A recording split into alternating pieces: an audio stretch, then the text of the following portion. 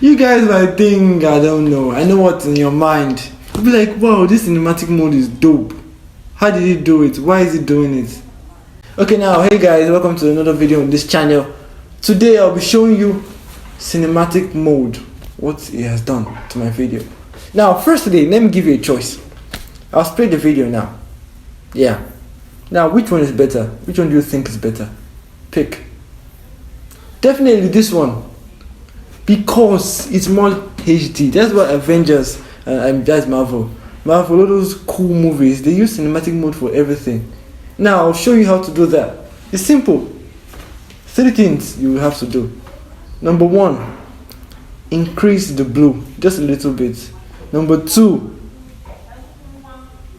reduce the brightness. And number 3, either decrease or increase the contrast. I don't actually know. I'll check it again, but just toggle with the contrast. You see how it makes sense. But that blue and brightness, those are the real needed ones.